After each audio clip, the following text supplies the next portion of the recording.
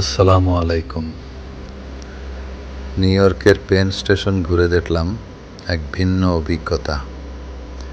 12 বছর ব্রুকলিনে থাকার পর সম্প্রতি আমি নতুন বাসায় উঠেছি বেসাইড, কুইন্সে।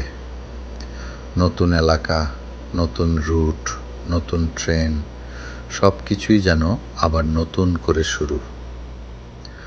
এখন অফিসে যাতায়াত করি LYRR ট্রেনে, আর সেই কারণেই পেন স্টেশন আমার জীবনের একটা নিয়মিত অংশ। প্রতিদিন শুধু দৌড়ে ট্রেনে ওঠানামা করি, কিন্তু আজ হঠাৎ মনে হলো এই জায়গাটা তো আমি আসলে কখনো ঠিকভাবে দেখিনি।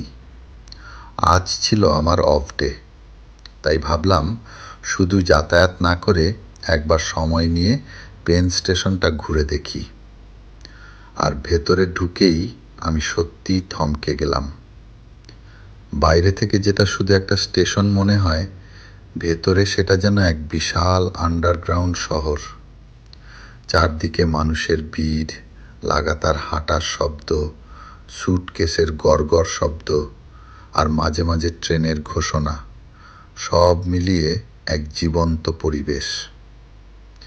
ভেতরে ঢুকলেই গরমটা একদম হারিয়ে যায়, পুরোটা এয়ার কন্ডিশনড।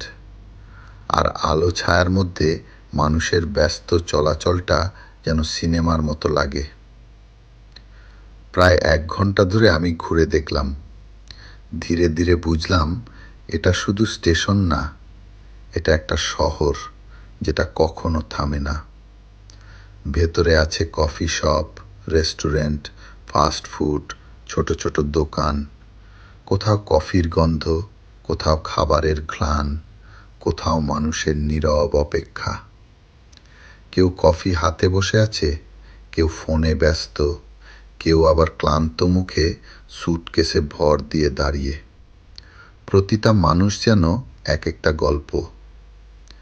কিছু অংশ দেখে আমার কাছে সত্যি দুবাই এয়ারপোর্টের কথা মনে হয়েছে। বিশাল স্পেস, আলো, আর অবিরাম চলাচল।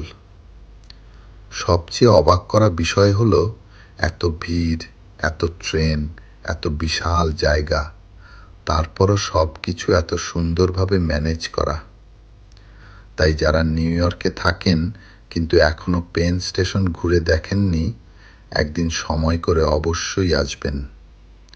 আর যারা নিউ ইয়র্কে আসবেন তাদের জন্য এটা সত্যিই একটা মিস না করার মতো অভিজ্ঞতা। সবাই ভালো থাকুন। ধন্যবাদ।